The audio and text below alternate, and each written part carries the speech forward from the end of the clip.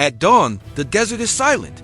The Dead Sea lies like a sheet of molten glass, its stillness broken only by the occasional ripple of hot wind. It is a land stripped bare, harsh and unyielding. Yet hidden beneath its salt-crusted shores lies one of the oldest and most enduring mysteries in human memory. Somewhere here, so the Bible tells us, stood the cities of Sodom and Gomorrah, cities so wicked that fire rained from the heavens and erased them forever. But was Sodom a real place, destroyed in a cataclysm of fire and brimstone? Or is the story only a metaphor, an ancient moral tale meant to warn humanity of the dangers of arrogance, cruelty, and decadence? To answer that, we must follow the trail across scripture, archaeology, geology, and myth, and into a world where faith and science collide. The most vivid description comes from the book of Genesis. Abraham, the patriarch, learns that God intends to destroy the city of Sodom because of its wickedness. In one of the most dramatic scenes of the Hebrew Bible, Abraham bargains with God. If just 10 righteous people can be found within its walls, will the city be spared? The answer is yes, but 10 cannot be found. Lot, Abraham's nephew, is given a chance to flee. He gathers his family and escapes into the hills. Behind him, the sky erupts. The Lord rained upon Sodom and Gomorrah brimstone and fire from heaven, the text reads, and he overthrew those cities, and all the plain, and all the inhabitants of the cities. Lot's wife, glancing back at the destruction, is turned into a pillar of salt, a haunting image that lingers in memory. For ancient Jews, Sodom became a warning. The prophets used its name to condemn injustice, cruelty, and indifference to the poor. Early Christians echoed the theme. Sodom stood as the ultimate symbol of sin. Islam, too, remembered it. In the Quran, the story of the people of Lot is told as a reminder of divine punishment. Yet despite the moral clarity of Scripture, questions remain. Was Sodom condemned for violence, greed, inhospitality, or something else entirely? The ambiguity only deepens the intrigue. The hunt for Sodom has gripped explorers and archaeologists for centuries. Most agree it must lie near the Dead Sea, a place of uncanny strangeness. The water is so salty that nothing can live within it. The surrounding land is scarred by deep rifts, sinkholes, and deposits of sulfur and bitumen, the very materials described in Genesis. Two archaeological sites in particular have drawn attention: Bab Etra and Numera, settlements dating to the early Bronze Age, around 2500 to 2000 BC. Both were destroyed in sudden catastrophes. Bab Etra consumed by fire, Numera abandoned in haste. To some, these ruins fit the story perfectly. Cities thriving in the fertile plain of the Jordan Valley, suddenly and violently erased. Another candidate is Tall El Hammam, a large city near the northeastern Dead Sea. Archaeologists have uncovered evidence of extreme, high-temperature destruction. Around 1700 BC, pottery melted into glass. Mud brick walls vaporized into ash. Such devastation suggests not ordinary fire, but an event of unimaginable force. But was it Sodom?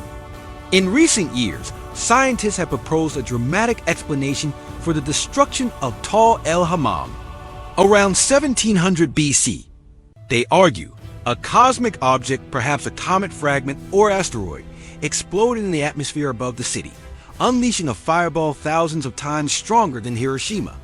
The heat would have reached 2000 degrees Celsius in an instant, melting stone and incinerating wood. Winds traveling hundreds of miles per hour would have flattened the city. And as the blast struck the salty waters nearby, it may have coated the region in a corrosive brine, leaving the land uninhabitable for centuries. If true, this would explain why so many later generations remembered the site as cursed, lifeless, untouchable. The image of fire raining from the sky, brimstone, ash, smoke fits eerily well with the biblical account. Could the story of Sodom be a cultural memory of one of the most violent natural disasters in human prehistory? Not all scholars agree. To many theologians, Sodom was never meant to be a precise location on a map, but a moral tale. Its destruction was a parable, a story designed to explain why justice, compassion, and humility matter, and what happens when they are abandoned. Ancient texts often used allegory to teach lessons. Cities stood in for human failings. Babylon for pride, Nineveh for cruelty, Sodom for selfishness and violence. In this reading, the fire from heaven is not a historical event, but a literary device, divine judgment made visible in story. This interpretation raises its own fascinating possibility. Perhaps the real Sodom was never a city at all, but a mirror, a symbol each generation could hold up to itself and ask, what if we too have become a city without justice? So where does that leave us? The evidence is tantalizing, but incomplete. The ruins near the Dead Sea are real. Something catastrophic did happen there in antiquity. Geological studies confirm that the region is prone to earthquakes, gas eruptions, and even meteor strikes. The Dead Sea Rift remains one of the most unstable fault lines on Earth. And yet, we cannot say with certainty that Sodom existed, or that it was destroyed exactly as Scripture describes. The archaeological timeline does not always match the biblical chronology. The story itself has passed through countless hands, edited and reinterpreted over millennia. Was it history preserved as legend, or legend written as history? Perhaps the truth lies in both. A city or several may well have perished in fire long ago. The survivors, struggling to make sense of the devastation, explain it as the judgment of heaven. Over centuries, the story hardened into myth, the myth into scripture, the scripture into enduring symbol. Today, the name Sodom still resonates far beyond religious circles. It appears in art, literature, and politics, invoked as shorthand for ultimate decadence or divine wrath. Tourists near the Dead Sea still visit the so-called Lot's Wife, a towering pillar of salt rock, shaped eerily like a human figure gazing back toward the plain. For scientists, the Sodom story is a reminder of the vulnerability of civilizations to sudden catastrophe. A single cosmic explosion, earthquake, or eruption can erase entire cities. The ancients may not have understood meteors or tectonics, but they knew disaster when they saw it and they remembered.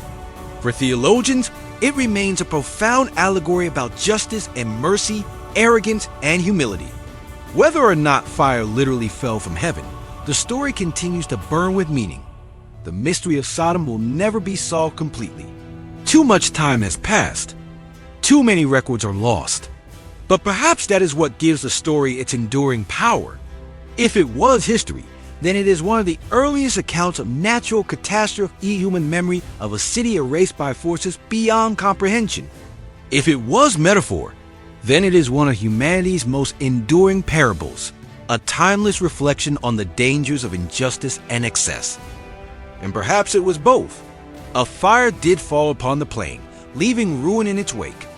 And from that ruin rose a story so vivid that it has endured for over 3,000 years, reminding every generation that no city, no empire, and no people are beyond judgment. On the silent shores of the Dead Sea, where salt winds sting the air and nothing grows, the memory of Sodom lingers still. Was it history?